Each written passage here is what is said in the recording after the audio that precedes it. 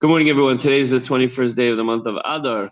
We are on page 86 near Chayenu. We're starting a new chapter in Tanya, Hedek Lamed Vav, chapter 36. Two times Chay. In the previous chapter, the Alter have explained why the observance of practical mitzvahs is the ultimate purpose of Torah and of one's spiritual service of Hashem. Okay. Yeah, we still have a question. Why is the illumination of the body and the animal soul so important that those practical mitzvahs which accomplish the illumination of this drawing down the Shekhinah, which is accomplished through performance of practical physical mitzvahs, why should they be considered one's primary objective? The Rebbe addresses this question, Alter Rebbe addresses this question in this chapter. It's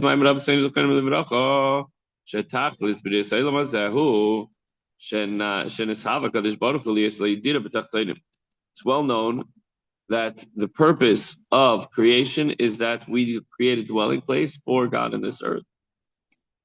That's why He created the world. Okay, now why? Why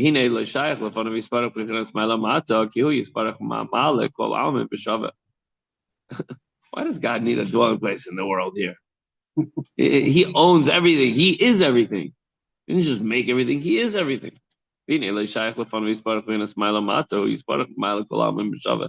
God's the same, up and below and above. So what's the point? Why do we have to create something special for Him down here? So let's explain. Before God created the world, there was only God. And He filled every space. And so too now. What's the difference? What's the change that took place? From our perspective, things are different, but not from God's perspective.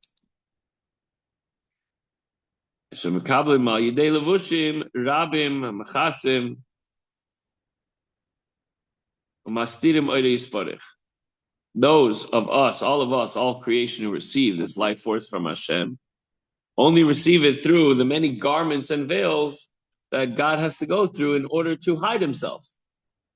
First of all, so that we could exist, otherwise we'd be completely nullified. It would be like being too close to the sun. You're not going to exist, right?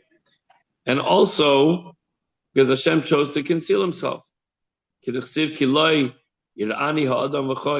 No man can see me and live. I'm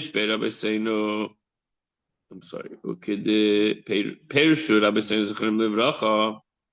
According to the interpretations of our sages, even the angels, which are called chayos, holy, even they cannot see God. Maybe they can sense God more than we can. There's more of a revelation than here, but they still are very limited in what they can experience godliness, right? Because any creation means they feel independent. This concealment is the subject of the chain-like descent of godly energy, so to speak, till it comes out in this world. And it's hidden and concealed in many garments that conceal the light of God. Until this physical world where we don't sense godliness. We don't sense God's in here, but we don't see Him, we don't feel Him. Maybe you do. Not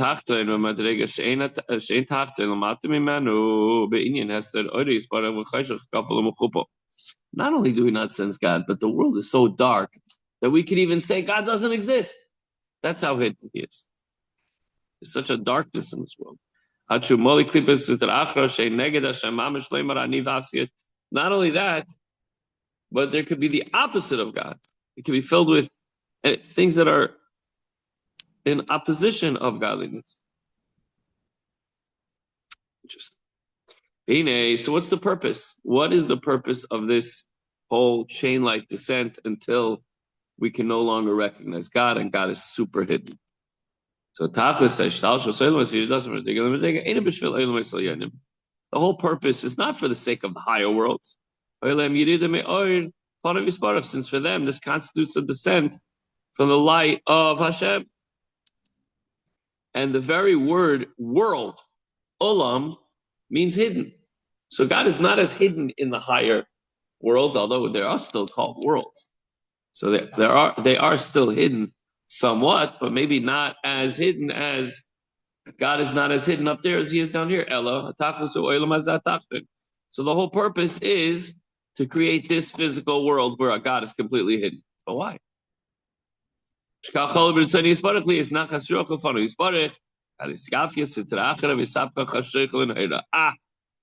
here's the whole purpose of all of the veils and the garments and the chain-like descent that the godliness has to go through to come down to be completely hidden in this world so that God would find pleasure when the opposing forces will be subdued and subjugated and even transformed into holiness and light.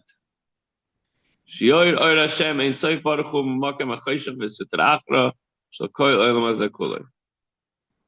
like if you play pickleball, or if you like basketball, right? So first you're playing in your backyard. It's great. You could be the best at 0-on-1, right? You're amazing at solitary basketball. Nobody's playing against you. You win every single time. You're scoring, you're dunking, then you start playing against the local kid and you beat him up badly. You win him 20-0 every single time. Then you start moving up. You go through different levels, right? It gets harder and harder. The winning comes harder. But then you make it to the top league, the NBA or the Olympics or whatever it is. And then you start beating the best teams. But the challenge and the opposition gets stronger and stronger. But the feeling and the reward is so much greater. Just emotional. It's not perfect because the other team is not evil. But here, the darkness is overwhelming. And then when you add light and you bring godliness and you force yourself out of bed and you say, you know what, I'm tired, but I'm going to shul.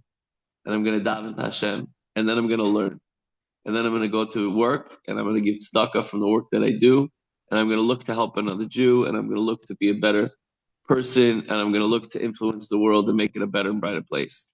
Despite how I feel and despite the challenges and the struggles and the distractions and the harassment and the negative energy and the online smear campaigns and the anti-Semitism, whatever else. At the end of the day, when you faced the toughest challenges and you overcame them and you succeeded, that's the greatest satisfaction, right? So Hashem says, when light comes out of the darkness, that's what I want. And that's what I don't have up here. Everything up here is easy peasy. I'm just shooting the ball and it's going in every time. Down there, I got some major opposition. So therefore, in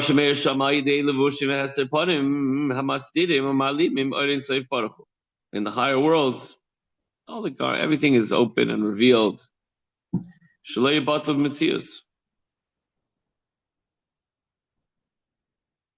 Oh, I think I skipped something. So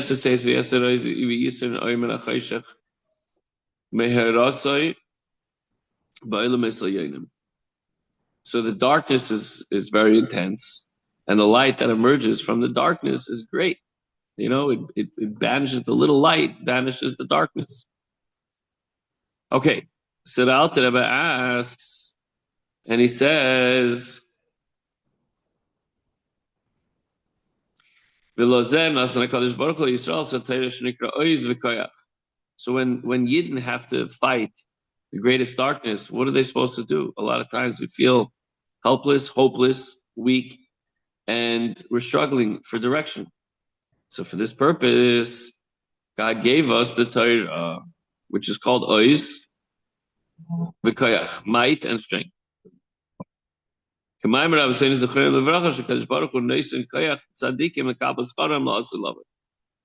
rabbis have taught us that God gives the righteous the strength to receive the reward in the world to come. But why is this strength necessary?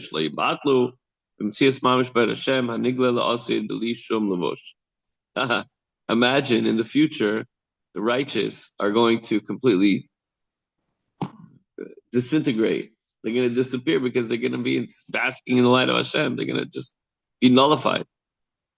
So the Torah gives them the strength. Kidichsiv v'loi yikonef oid meirecha perushaloi yiskase mimcha bekanov ulevush v'hayenecha rois es meirecha. Your teacher will no longer hide yikonef from you, meaning not as some people interpret the pasuk that he will no longer withhold your rains, but following Rashi, he will no longer conceal himself from you from the edge of a robe or a garment, kanaf. And your eyes will behold your teacher. Ki ayin b'ayin yiru. The pasuk, we have another pasuk that says, "For they shall see eye to eye," meaning that the human eye will see the divine eye, so to speak. Meaning, we will clearly see the revelation of godliness in the future, at least as far as the righteous are concerned. Kidusiv, lo yelecha oid hashemesh lo yemam v'gaimer ki Hashem yelecha ki Hashem yelach lo olam. And another pasuk says, it's in Yeshaya. Another pasuk says that the sun shall no longer be your light by day, for God will be your eternal light. We're not going to need physical light because the spiritual light will light up our path. So the strength to receive this light, which will shine forth in the world to come, without garment of concealment, we derive currently from the Torah. And the Alter Rebbe stated earlier that the purpose of the whole Seder Shtalshlus, the whole chain-like descent of godliness down into this world, is to transform the light, is to transform the world into the light of holiness. But you can still ask a question. This revelation will take place only in the next world, only in the hereafter. But in this world, godliness is completely hidden. So the Alter Rebbe replies that indeed, when Mashiach comes, that is going to be the culmination of the purpose of creation. It's